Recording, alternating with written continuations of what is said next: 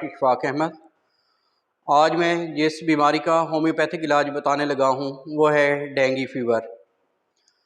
आजकल के ये जो मौसम चल रहा है इसमें डेंगू फीवर के बहुत ज़्यादा मरीज़ आ रहे हैं और इसको जो है दूसरा इसका जो नाम है इसको ब्रेक बोन फीवर भी कहते हैं।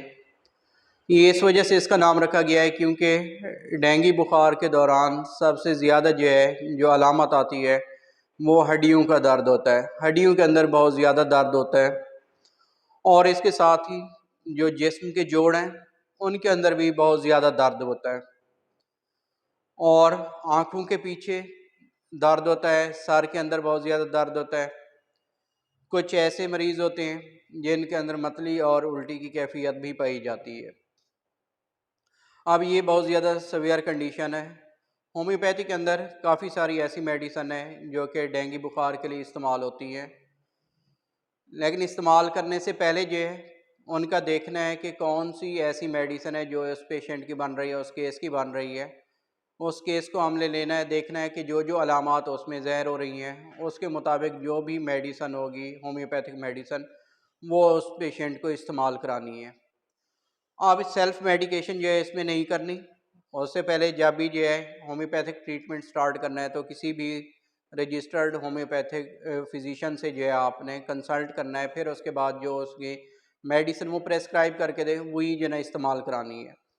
अब इसके अंदर जो है काफ़ी सारी होम्योपैथी के अंदर मेडिसिन है जो कि अलामात की बेस पे जो है उसको दी जा सकती है।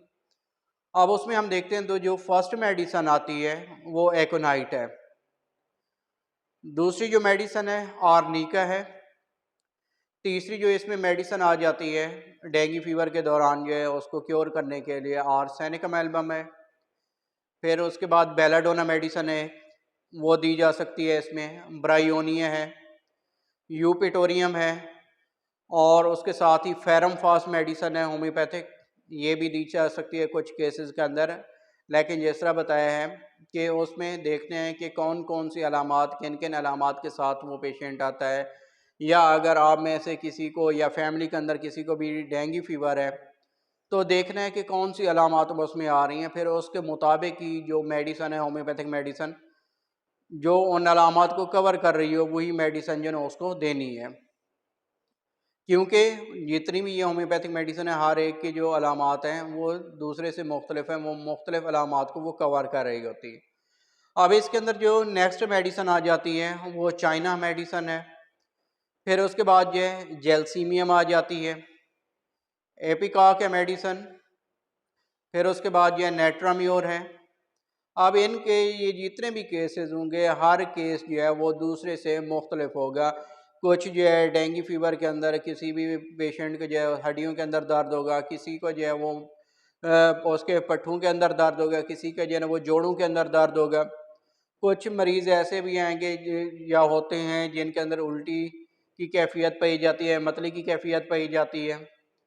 तो ये नहीं है कि ये सारी ही अलामात जो है ना, बहुत कम होता है कि किसी एक के अंदर पाई जाए। फिर उसके बाद टाइम है कि किस टाइम जो नहीं अटैक होता है, उसका कौन कौन सी ऐसी कंडीशन है जिससे वो बेहतर फील करता है।